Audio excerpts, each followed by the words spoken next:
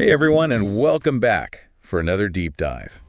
Today we're going to be talking about something that's been causing a lot of chatter in the world of women's basketball. I wonder if you're talking about the same thing I am. Caitlin Clark. I think she's kind of a big deal, you know? Yeah, her impact on the sport is something else. She's got everyone talking. What's really interesting to me is how divided people are on her, though. Oh, definitely divided. You've got people praising her talent and celebrating her style. And then there are those who are a little more hesitant, wondering about, like, all the attention she's getting. Right, they're worried about what it means for the WNBA, you know? Yeah, like, is she overshadowing these amazing players who are already in the league? That's the question a lot of people seem to be asking. It's a big one for sure. And it's not an easy one to answer either. We've got a lot to unpack today. We do. Articles, social media, even some game analysis. We're going to get into all of it. We are. Let's just dive right in. I mean, first of all, Caitlin Clark is like, she's just incredible on the court. She is. You see her play, and you can't help but be impressed. Her scoring ability is phenomenal. Source 2 actually highlights that she regularly scores 30 or more points per game. Which is amazing. Like, that's putting her in the same conversation as some of the all-time greats. Exactly. And it's not just the points either. Yeah, you're right. It's not just about the stats. It's the way she carries herself, you know? What do you mean? She's got this confidence, almost like a swagger. It makes her so fun to watch. It does. Websites like Bleacher Report and ESPN, they can't get enough of her. It's no surprise. They're covering her journey every step of the way. Every step. But that confidence, that's also where some of the controversy starts. Ah, yes. The other side of the coin. Because some people, they see that confidence and they think, arrogance. Especially when you consider, you know, the history of women's basketball. The league has a certain structure, a hierarchy. And some folks are wondering if maybe she's shaking things up a little too much. That's where I think Lisa Leslie's comments from Source 2 really stand out. She's worried that, you know, with all this focus on Caitlin Clark, people might forget about the amazing players who came before her. The WNBA greats who really paved the way, who built the league into what it is today. It's a valid point. Those players deserve recognition. They absolutely do. Their contributions shouldn't be overlooked. It's like, yeah, let's celebrate Caitlin Clark. Yeah. But let's not forget about the legends who came before her. Exactly. And it's not just Lisa Leslie who feels this way. Oh, no. Who else is saying this? Source 2 actually mentions a few articles from The Athletic. Oh, interesting. What do they say?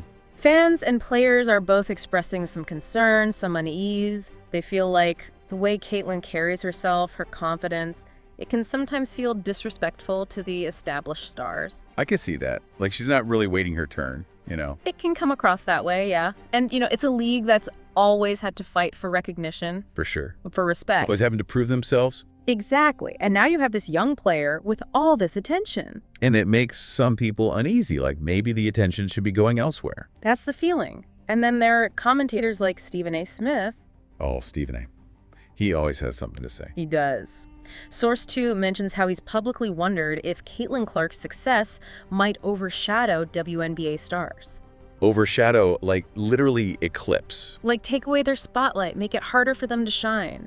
So it becomes this whole thing, right? You want to celebrate these rising stars, but you also don't want to diminish the accomplishments of those who came before. It's a tough balance. Really tough. And this tension, it's not just limited to the players themselves either. Oh, you're so right. The WNBA as a whole has its own set of hurdles. Hurdles? What kind of hurdles? Well, viewership, for one. Ah, yes. And the perception of the league's quality overall. That too. Like, is it as good as the men's game? Some people are asking that question. Yeah, it's unfortunate. It is. But that's a conversation for another time, maybe. Maybe. But speaking of the league's challenges, we need to talk about the 2024 WNBA Finals. Yo, boy. Game 5, specifically. Which, as Source 3 puts it, was a bit of a disaster. It was rough. It really exposed some of the issues the WNBA is facing. Big time. Going into that game, expectations were through the roof. They were. You had the New York Liberty, stacked with superstars. Breanna Stewart, Sabrina Ionescu. Jonquel Jones. All on the same team. Facing off against the Minnesota Lynx. Known for their amazing defense. Yeah. Led by Nafisa Collier. Right, it was this clash of styles. Everyone thought it would be epic. The perfect ending to such an exciting season. But then the game started, and it was, well, it was disappointing. Disappointing. The first quarter was just off. Oh, I remember. Air balls. Missed layups. Bad decisions. It was like everyone was playing below their level. The score after the first quarter was 19-10. Dismal. Like, what was going on? It felt like I was watching a totally different sport. And to make matters worse, then the officiating became a problem. Oh yeah, the officiating was Controversial. to say the least. There was a huge difference in the number of free throws. New York got 25, Minnesota got 8. Big difference. And then in the last few seconds of the game, there was this crucial foul called against Minnesota. And it was disputed, like really disputed. Highly disputed. That call basically sealed the game for New York. And everyone was furious. Fans, players, even some NBA stars. LeBron James, Damian Lillard, Isaiah Thomas. They were all over social media criticizing the officiating. Source 3 actually includes some tweets from fans. Oh, I bet those are something else. They are. A lot of anger about missed traveling calls, inconsistent rule enforcement, you name it. People felt like the game was unfair. Like Minnesota got robbed. Yeah, that's the feeling. The sense of injustice was palpable. And Cheryl Reeve, the Lynx coach, she is not happy. Oh, she let them have it. Source 3 has the audio, and wow, it's intense. I bet. She goes right after the refs. The challenge rules, too. Saying they basically cost her team the game. Pretty much. Not a good look for the league. Yep. A championship game should be a celebration. Yeah. But instead it was all this controversy. Questionable calls. And honestly, the level of play, not exactly inspiring. No, it wasn't the best. And here's where the two stories we've been talking about, they kind of come together. Ah, I see what you mean. You have Caitlin Clark, the future, all this excitement. Yeah. And then the WNBA struggling. With some pretty serious issues. It's a catch-22, almost. How so? They need viewers. Of course. They need the buzz. To grow the league. But then you have games like that, Game 5. Ah. Turning fans off, reinforcing the negative stuff. Yeah, no one wants to see that. It's more than just one bad game, though, right? Right. The WNBA has had a tough time Getting those viewers. getting to that same level as the NBA. Why is that? Well, there are a few reasons. Okay, lay 'em on me. Marketing, for one. Getting the word out. Exactly. And media coverage, that's huge. How so? Historically, women's sports just haven't gotten the same attention. Compared to men's. Men's sports, Meaning fewer fans are exposed to it. it's harder for them to connect with players, with storylines. To get invested. Exactly. Like, you're watching ESPN all day. Seeing NBA highlights. Analysis, but barely any WNBA. So it's harder to become a fan. It is. And that lack of media attention, it has a ripple effect. Oh, in what way? Sponsorships, Yeah. investments, The money coming in. it's all connected. So it's like this cycle. A vicious cycle, almost. Less media, less investment. Harder to grow. Harder to get those viewers. Tough.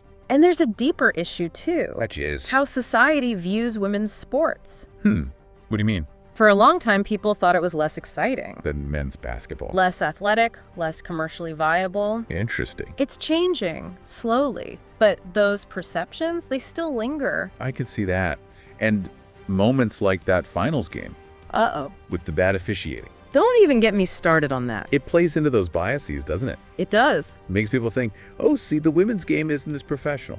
Or as deserving of respect. It's a shame. It is. And that's why the WNBA needs to tackle these issues head on. What can they do? Improve the officiating. For one, Makes sense. invest in marketing, reach more people.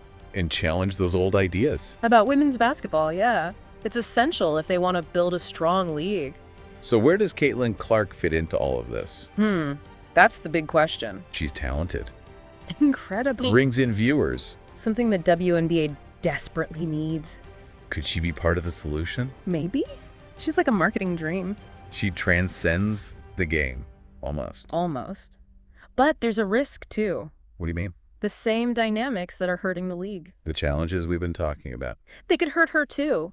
What if the officiating doesn't improve? What if she doesn't get the support she needs? To really thrive at that level. What if the WNBA just isn't ready for her? For someone like her, yeah. Someone who represents both the amazing potential and the complex problems. It's a big question. $1 million question. And it's a question for you, the listener, To think about. as we continue this deep dive. Yeah. The future of women's basketball, it's not just about one player. It's bigger than that. It's about creating a league worthy of these athletes, Worthy of their talent. worthy of their dedication. Yeah. It really does feel like, I don't know, a turning point for women's basketball. Yeah, there's a lot happening right now. Caitlin Clark, She's bringing all this energy, pushing the boundaries. In the league itself, trying to figure out how to, deal with all these challenges. To reach that next level. It's an interesting dynamic, that's for sure. And it's not just the WNBA, right? Right, you're right. This whole thing, new stars versus veterans, fighting for recognition, it's happening in other women's sports too. Like where? Well, think about the U.S. women's national soccer team. They've been fighting for equal pay, equal recognition forever. And they're winning championships. Dominating, really. But still, they have to fight for basic respect. It's like they can't just celebrate their wins. There's always this asterisk. Because of the systemic barriers. It's crazy. And then the way women athletes are portrayed in the media. Oh, don't get me started. It's like, do they care about their athleticism? Or are they just focused on their looks, their personal lives? How likable they are. It's so frustrating. It is. It takes away from their accomplishments on the court or the field. And it gets even more complicated when you consider race and cultural background. Oh, absolutely. Black women athletes especially, they face so much scrutiny. So much criticism. It's not fair. Their confidence, their assertiveness, it gets twisted. Seen as arrogance or aggression, when for male athletes, those are seen as positive qualities. It's a double standard, plain and simple. It is. So, as we wrap up, I keep thinking about what we as fans can do. Yeah. What can we do to support these athletes? To create a more equitable environment for women's sports. That's the key. I think awareness is a big part of it. Well, awareness of what? Of the narratives, the stories that are being told. Okay, yeah. Questioning the assumptions behind those stories. And looking for different perspectives, not just the same old voices. Right. And challenging those old ideas. What do you mean? About what makes a female athlete successful or likable. Like they have to be a certain way to be accepted. Exactly. We need to celebrate all types of players. Different personalities, different styles. Embrace the confidence, the swagger that players like Caitlin Clark bring. But also honor the legends who paved the way. Right. It's not one or the other. It's both. Because in the end, the success of women's basketball, of all women's sports, it depends on us. On the fans. On creating a culture that values these athletes. For their talent. For their hard work. And yeah, even for their swagger, no matter their gender. So as you go about your day, keep this conversation going. Think about the women athletes you see. How they're portrayed, how their wins are celebrated. And how we can all help create a fairer, more equal sports world. It's a team effort. It is. Thanks for joining us for this deep dive. It's been real. It's been a great conversation, and I hope it makes you think. I hope so too. Until next time.